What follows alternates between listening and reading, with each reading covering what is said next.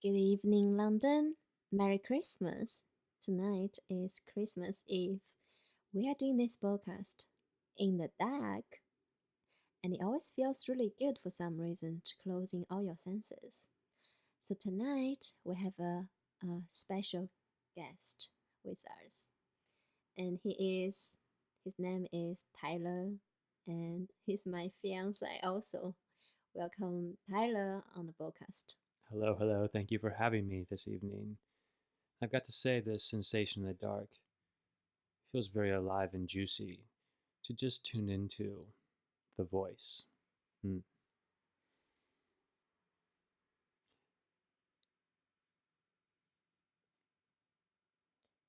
So Tyler, you were sharing with me earlier about a Christmas. It's a special time of the year. Yeah, so Christmas is like this really interesting time of year where we kind of turn into little kids again and we get our hopes up for this big magical day, like we're six. And it never seems to really live up to our expectations. But not just that, but Christmas time, if you step into the quantum field, our photons are all entangled with our memories of the past. And for many people, Christmas time can be quite challenging, right? You start to think about the memories past when you were with family members. You have memories with them, and you realize that they may not be here anymore, or things have changed in your life, and it's just not quite the same. And so what comes up is this idea that around Christmas time, we tend to regress a bit back into our old characters, and our old selves start to come out and want to play. Yeah, we were talking a bit about on this on the train earlier, and the old characters come up and they want to play, and the old characters, they want to kind of reclaim dominion over your space, like, this is who I am.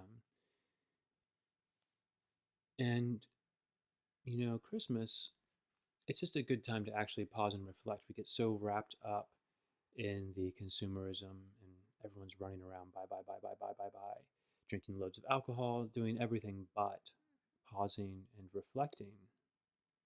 So that's a really interesting topic you mentioned earlier. Thank you for sharing with us. I have to say, you got a really good voice. Thank you.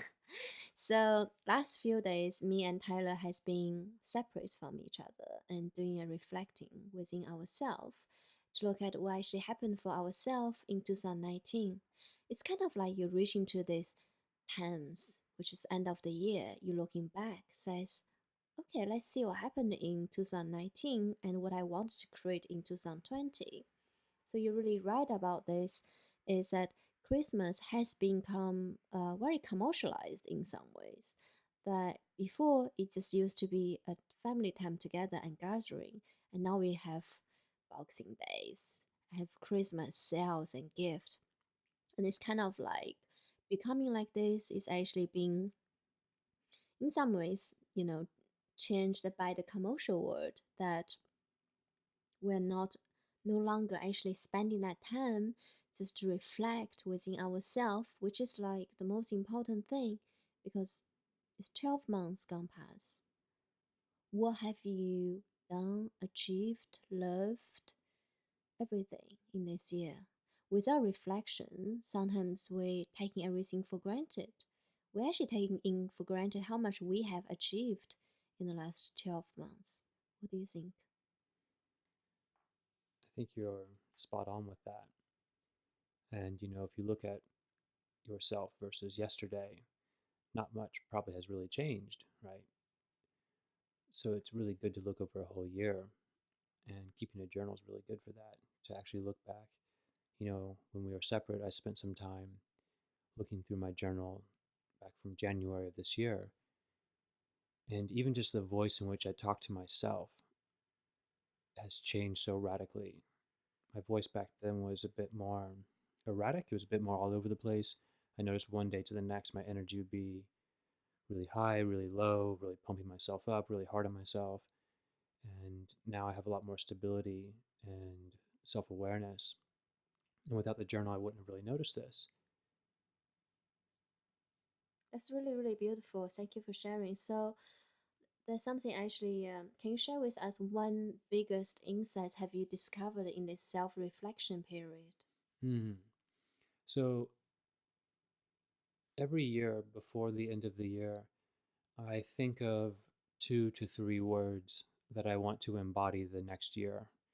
So last year, in 2018, at the end of the year, one of my words for 2019 was empowerment.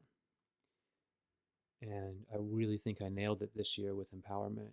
Back in January, I was working for a job that didn't honor me for my pay, they didn't honor me for my time.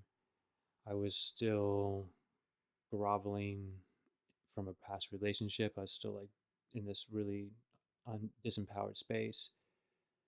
And in my journey through the year, reading through my journal, I've really come into my own power from being in that space of not feeling worthy to actually now being fully in my power and like in a second wouldn't even consider that job and in a second wouldn't even look at that relationship the way that I did.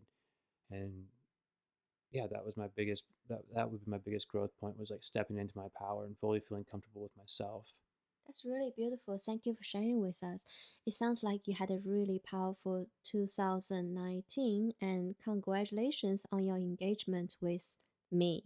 Yeah. We actually only met a few months ago and we got engaged already. So 2019 was a really big year for both of us. So one thing what I actually discovered in my own self-reflection was that how much I was making myself wrong for being myself.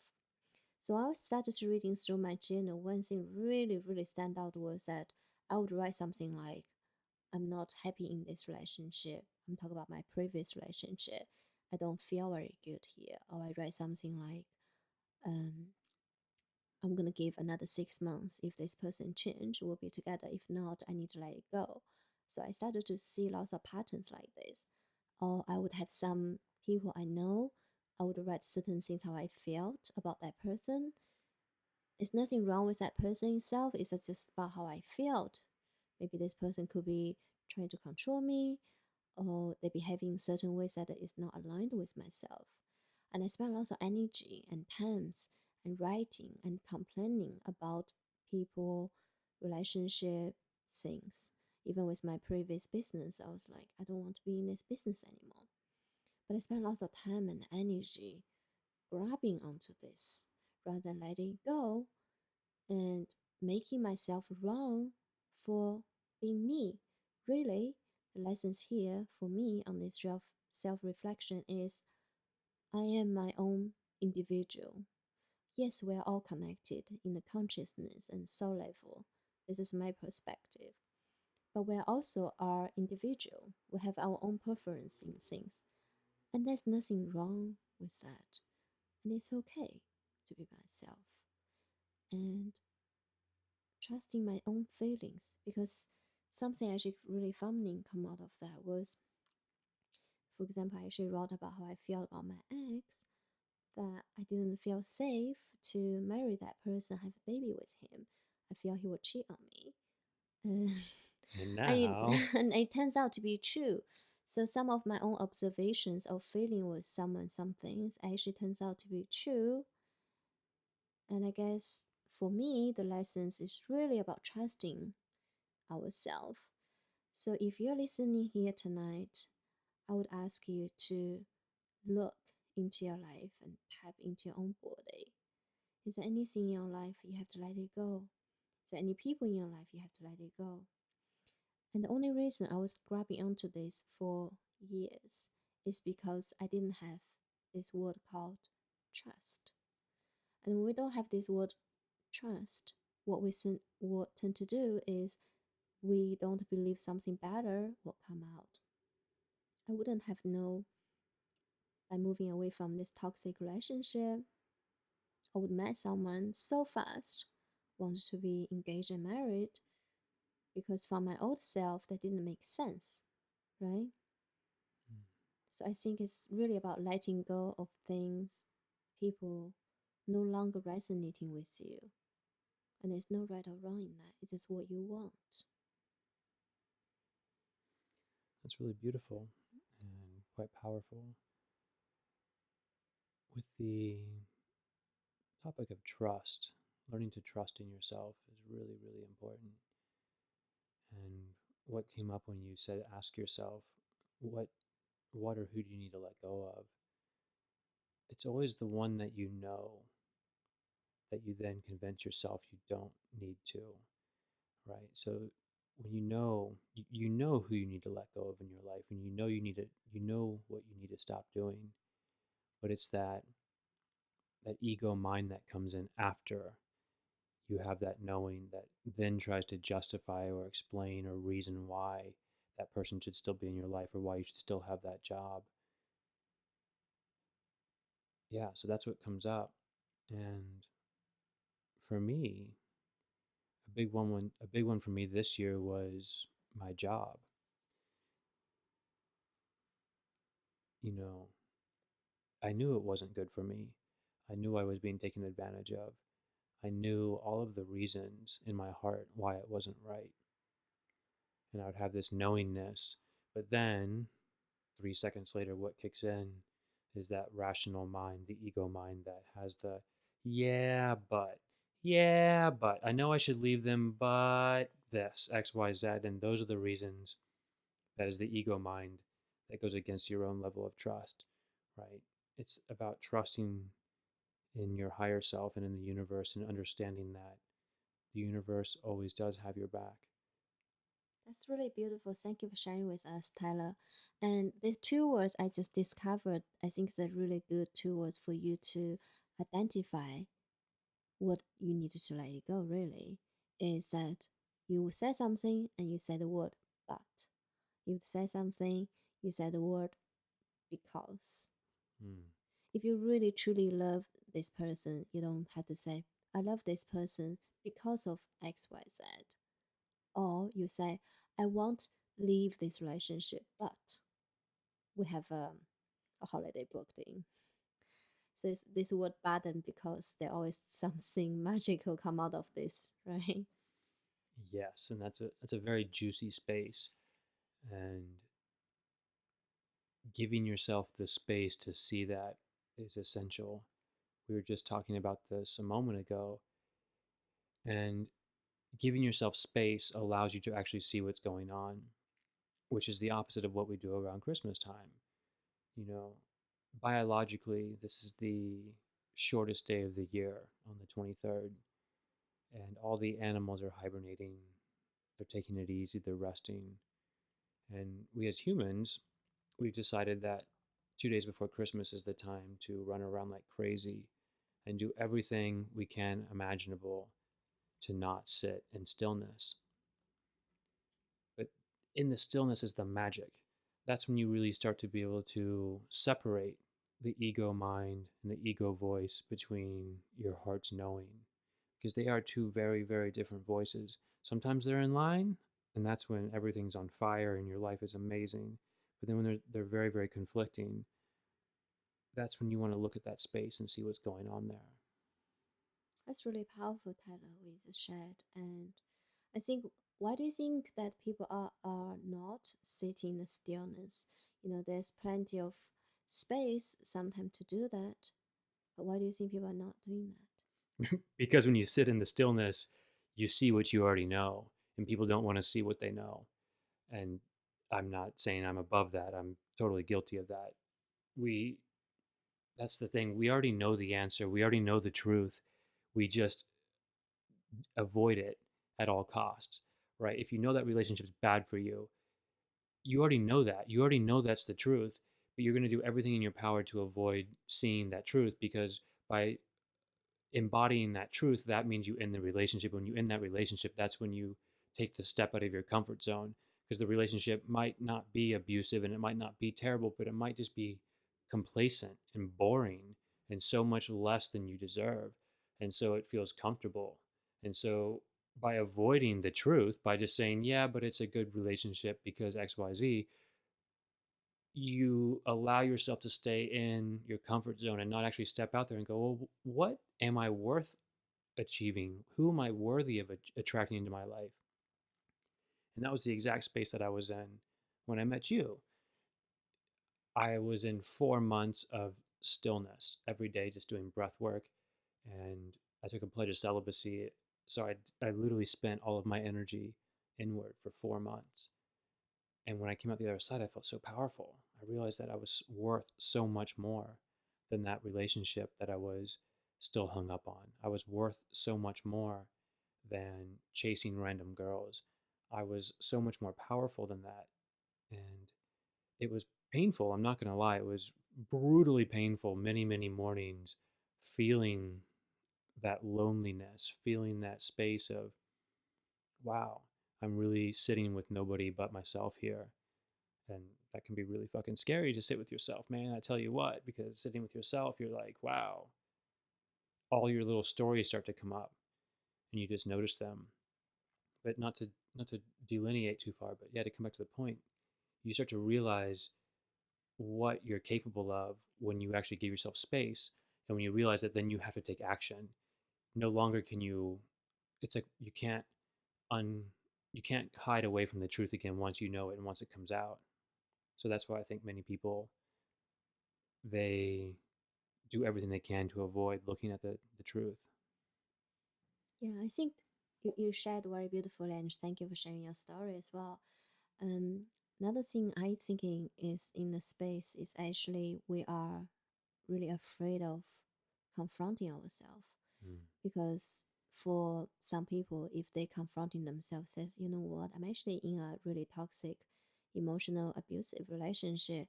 When they confronting this, there's some kind of guilt and shame around that too, Mm. especially in abusive relationship. I think there's lots of shame around that, and it's almost like, who am I? Why am I attracting this kind of abusive relationship? If I'm actually being emotional abused, if I said I am emotional abused by my boyfriend, what that make of me? I think that's what actually also keep people trapped, trapped in that space. I think you're spot on with that. And to add to that, there's a level of identity that we carry with these relationships, that this is my story. I attract these people in my life, and this is the reason why my life is like this. And when you start to strip away those excuses, you're left with nobody but yourself. And that can be a really frightening place to be in. But it's kind of cool too. You get to this point where you look at yourself and you go, okay, with full ownership, I realized that I drove myself here. But in knowing that, I realized that I can drive myself anywhere. Yeah, that's a beautiful, and it's like you're always the driver in your own car. So another topic I actually wanted to bring in is, this is a Christmas time and it's a family time. And sometimes what happens is in this kind of space, if you're single, especially for the ladies out there who are in their later 20s, 30s, have this kind of pressure sometimes from the family member, society, that we needed to be in a relationship. And we go to the family, they'll be like, oh, why are you still single? It's kind of like a separations. So shall we talk about that? Yeah, why are there many singles ladies out there who actually wanted to have relationships? Especially we talk about female entrepreneurs and high achievers. What do you think is actually happening in this space? They really want to have a relationship, but somehow they just can't meet that person. What do you see as a man? I think that's a very, very, very loaded question with many different angles on how to approach that. I mean, one thing comes up is where your attention goes, your energy flows. And if you're really, truly hardcore committed to your career, how much energy are you really putting into having this relationship? How much energy are you really putting into attracting this partner? Of course, there's many broad strokes in this, and what I'm sharing. So I'm not saying that that's the case for everyone, but that's something that comes up is, we say we want these things, but how hard are we really working for them? How much energy are we really putting into that? Another thing that comes up is this idea that your relationship must meet a certain standard, and you're not going to lower your standards until you meet that person. And that's great. That's great to hold yourself at such a high standard and have a lot of value for yourself. Really respect and admire that. But there's also a level that of realism too in this space, which you may totally disagree with me on that. And what else? Can I ask you a question on that? What you Yeah. said was very interesting about not knowing the standard. But we also see another patterns, right, among people we know that is these women, they clearly wanted to have a relationship. They've been dating different men. They will say, I really, really want to have an unconditional love and beautiful relationship with a man to build a family. At the same times, they start dating the guy who are unavailable for themselves. Hmm. And what do you see that is actually happening? Oh man. So on the unconditional love bit, we tend to attract the vibration that we emanate. So if we say we want unconditional love, but yet we don't have a full unconditional love for ourselves, it's almost like we're putting out there that we want somebody to love us for who we are, to validate ourselves before then we can then love ourselves. Does that make sense? And that's what comes up in this space. Yeah, and on the topic of emotionally unavailable men, again, when you mirror whoever you encounter in your life, whether it be the sales clerk to your boss, to your children, to your dog, everything energetically is a mirror. So your intimate partner is your biggest mirror. And if you're mirroring somebody who's emotionally unavailable, then the question or the inquiry then would be then to look at yourself and your own self-expression of intimacy and your own connection with intimacy, which of course you can trace all the way back to the love the love blueprint you got from your parents. How did your parents express love and show intimacy? Were you held a lot as a child? Did you hold your parents' hands? Did you kiss your parents? Were you hugged by your parents? How was love expressed in the family? And how does that show up in your life today? Is one piece. And another piece would be in the workspace. If you're a high achieving woman and you're in this masculine patriarchal world and you're out there all day fighting with men like gladiators in business, unless you have a very sharp awareness and you switch your energy into a feminine energy, what I pick up is you're going to be in a space of attracting another man who's very masculine, and you're going to almost like compete with each other. And there's no space to actually open into the heart. I think it's a both, right? You can attract a really masculine man, and then it's like a really toxic masculine type of relationships, like two people compete, Mm. and no one is really that holding the space. Or you can attract a really feminine man. You kind of feel really pissed off with this person because what this person wants could be a really masculine, healthy masculine man, but end up attracting a man who's really feminine. Is is a both, right? Yeah, absolutely, you're spot on with that. And that second part with the feminine man, it's everything in life is polarity. And if there's a strong masculine presence, there's going to be a feminine presence as well to create balance and order. Or there'll be lots of fighting, which is the two masculine energies going at it with each other. So these feminine men come into the space with these high achieving women. But it's also, in a sense, if you look at the mirror and the lesson there, these feminine men aren't just worthless and useless in the space, but they can actually provide a gift to show women that there is magic in life and there is creativity and there is intuition and there is flow and there is art.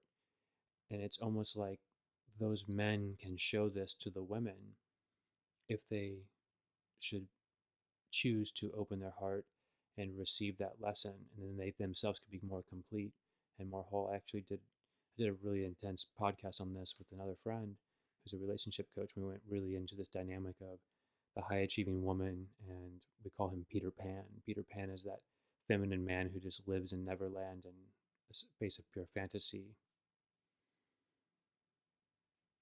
That's really beautiful. And our time is near up now. So we're going to ask one more question here and we're going to keep it short. So, from a man's perspective, your perspective, Tyler, what does a feminine energy woman feels like? Mm. She feels like the reason and the purpose to fight in the war as a man.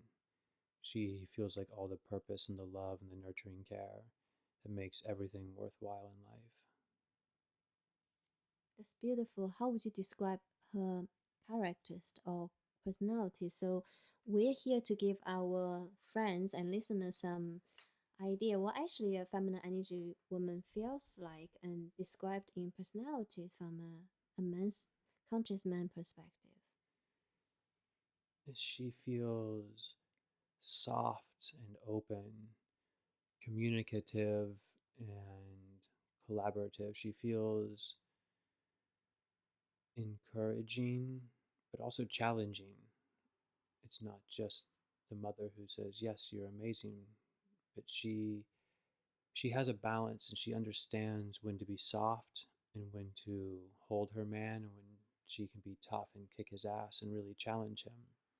We as men, we don't just want women to be like our mothers and tell us we're amazing even when we fail and we didn't do a very good job.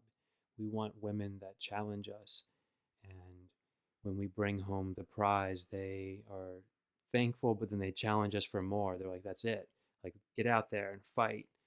Yes, and um, yeah, I mean, You women it sound is. very turned on, but yeah.